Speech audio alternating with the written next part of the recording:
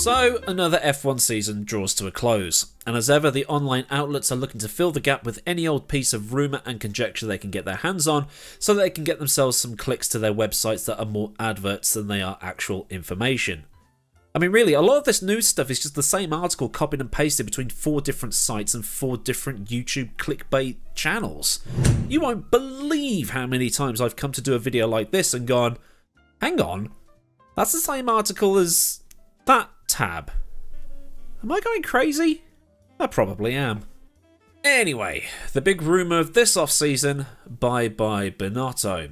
Is the Ferrari team principal actually on the way out, or is it just clickbait? Now, if you are Antifosi, it might upset you to note that at the end of the 2022 season, it has now been 15 years since Ferrari's last driver's title. If this streak continues into the end of next year too, then it will be 15 years since Ferrari won the Constructors' title as a minimum, which for F1's oldest and most present team isn't good enough. It's like, I don't know, the LA Lakers not winning at basketball, or the Yankees taking more L's than W's in baseball, or England not winning a world. Actually, ignore that last one. And even as a guy who last saw his team win a championship 25 years ago, I can understand how much that sucks. But Williams isn't Ferrari. And I've heard Ferrari fans actually say that the only time Ferrari was truly great was for a couple of years in the 1970s when it was louder, and the period sort of 1999 to 2006 with the Michael.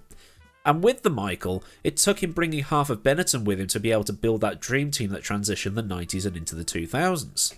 2022 was Ferrari's first chance since, I don't know, 2018 to take one or both of the championships on offer.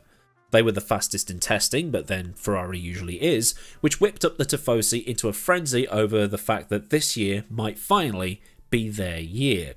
And with Red Bull suffering early reliability trouble, it looked like this was going to be possible. But just like in the 2017-2018 period under Maurizio Arrivabene, bad strategy calls plagued the season, and there were more reliability woes for Ferrari than Red Bull, and Red Bull was able to fix their issues. But Leclerc was able to get second in the Drivers' Championship thanks to some, well, I wouldn't call it unpleasantness, but I would call it some sort of no you over at Red Bull, which came as some sort of consolation. And they were also able to beat Mercedes in the Constructors' Championship, which is pretty good going. But it's not really what they wanted. During this season, tensions between Binotto and Charles Leclerc seemed to be ramping up, as Leclerc seemed to be getting more and more incensed over the team radio regarding strategies, and the rumours of Binotto leaving in the off-season do not seem to be going away. Because if you enter Mattia Binotto leaving Ferrari into Google, it returns a ton of results from the latest 2 to 3 days ago, coming from the likes of Autosport, Bloomberg, the Daily Express, the Daily Mail and The Race.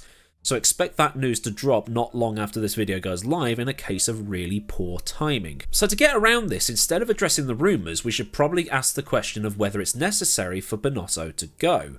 If it is a case of him losing the confidence of his star driver, who is supposed to be Ferrari's new hope for winning a championship, then Ferrari would be inclined to get Binotto to jump so they can replace him. The guy they've got in mind is Alpha's Frederic Vasseur, who is very good friends with Leclerc and has been with him since his karting years. If Binotto stays and things continue as normal, then Leclerc could be looking for a way out, switching teams when his contract expires at the end of 2025.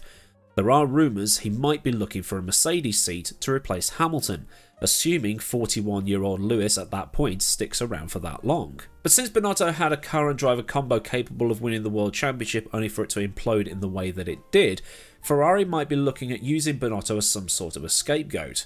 Because being a good engineer and being a good team principal aren't the same thing. And Binotto is a good engineer, but as a good team principal, just because you're good at one thing doesn't mean you'll be good at another. But, you know, he'll still get hired, maybe at Audi when they come in for 2026. But then this upsets the Ferrari apple cart in a way, because Ferrari wanted this culture of stability. But then if Binotto resigns or gets kicked to the curb, that's going to, you know, mess everything up. So why did the Schumacher years work while these years haven't? It's the way the team principal operates. Jean Todt was a politician. Binotto doesn't seem to be, and if he is, he's not a particularly good one. As one internet commenter put it, Todt put a protective force field around Schumacher and Brawn and the other top guys to keep them safe, which at the time worked. Towards the end, it didn't. Todt brought in guys who were tough and got the job done. Ferrari's pit crew in the early 90s was woeful. He brought in Nigel Stepney for 1993, and Nigel whipped the pit crew into shape with British Army levels of discipline, and it improved. Brawn and Barnard running the design and engineering bits. There was a guy in charge of each bit that all came together. There doesn't seem to be that anymore at Ferrari. Mercedes kind of had it during their dominance, but it never had the same clout that the Schumacher, Brawn, Todd, Stepney gang did. But then this caused its own internal problems. Stepney wanted Brawn's job but wouldn't get it because he didn't have an engineering degree. He was just a mechanic, and this all led to Spygate. Then you've got the rumours of Schumacher being unwilling to work with Raikkonen, which led to his retirement, and so on and so on and so on. And speaking of Schumacher, we might as well address the other rumours, which is his son Mick potentially going to Mercedes, going from Ferrari to Mercedes, just like his dad did, because Mick's time at the Ferrari Driver Academy is reaching its natural conclusion, which now leaves him as a free agent to be able to go to any team he wants without Ferrari saying yay or nay, or whatever yes and no is in Italian. Two huge smashes at Monaco and Saudi Arabia this year didn't help his cause. Mid-season he did start to show some pace, but there seemed to be something rumbling on behind the scenes. There has been a lot of people commenting online that Haas was shafting Mick and this, that and the other, but we don't know what's going on really. Mick being difficult to work with? Steiner with a chip on his shoulder so big that Gavin from Autoglass can't fix it? Who even knows? Whatever it is, it's enough for Haas to replace Mick with the man who has basically become Formula One's rail replacement bus service. And this has upset a lot of people, the whole Mick leaving thing. Well, I say leaving, getting kicked to the curb thing, because, well, some of it does have to do with his last name.